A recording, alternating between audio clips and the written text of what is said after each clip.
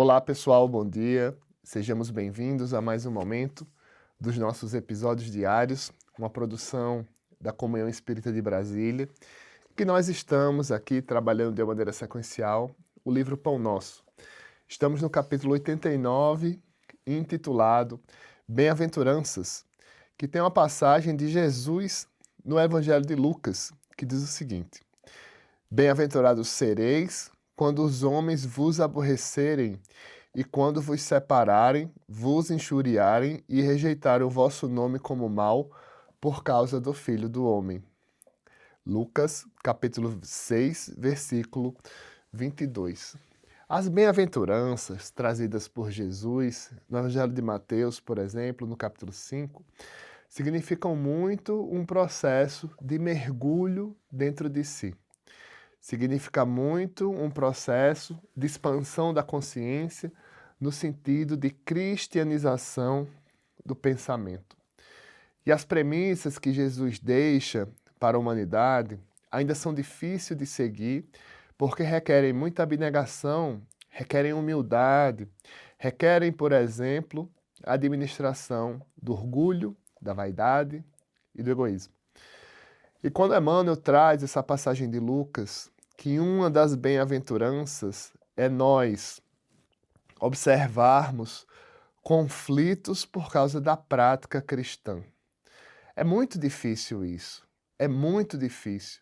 E o recorte trazido pelo próprio Cristo no Evangelho de Lucas vem dizer: bem-aventurados sereis quando as pessoas vos aborrecerem e quando vos separarem e vos injuriarem por causa do nome do Cristo. Aí Emmanuel vem trazer como é difícil a gente ter abnegação em relação à prática cristã. Talvez por isso o benfeitor traga um conceito que é uma bem-aventurança. Vamos ver o que ele escreve. O problema das bem-aventuranças exige sérias reflexões antes de interpretado por questão líquida nos bastidores do conhecimento. Confere Jesus a credencial de bem-aventurados aos seus seguidores. Mas vale salientar que o mestre categoriza sacrifícios e sofrimentos à conta de bênçãos educativas e redentoras. Surge então o imperativo de saber aceitá-los. Às vezes, quando a gente coloca o evangelho na prática, a gente pode ser mal entendido. É quando, por exemplo, uma pessoa fala mal da gente, a gente sabe por um terceiro, e mesmo assim continua com a proximidade em relação à pessoa. Pode ser quando uma pessoa, por exemplo, abre aspas, passa a perna, fecha aspas, na gente, e a gente continua disposto a um processo de socialização. Porque o imediatismo e a facilidade da matéria nos convidam a repulsar esse tipo de pessoa. Mas Jesus nos alerta no Evangelho de Marcos que os sãos não precisam de médicos, mas sim os doentes da alma, que tanto precisam do júbilo, da dádiva e da bênção que é o Evangelho.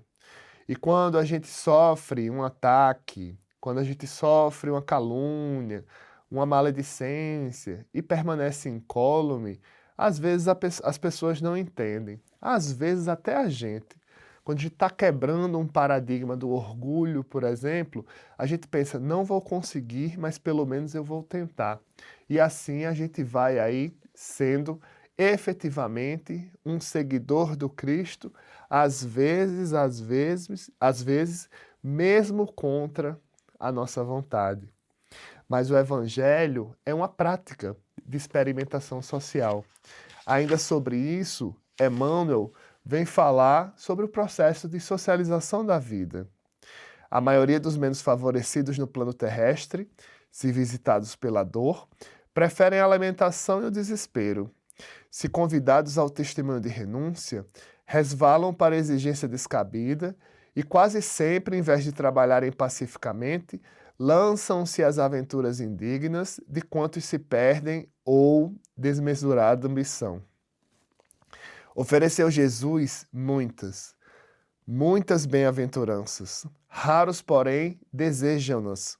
É por isso que existem muitos pobres e muitos aflitos que podem ser grandes necessitados no mundo, mas que ainda não são benditos no céu. O ponto aqui, pessoal, é a gente persistir, é a gente tentar. É difícil.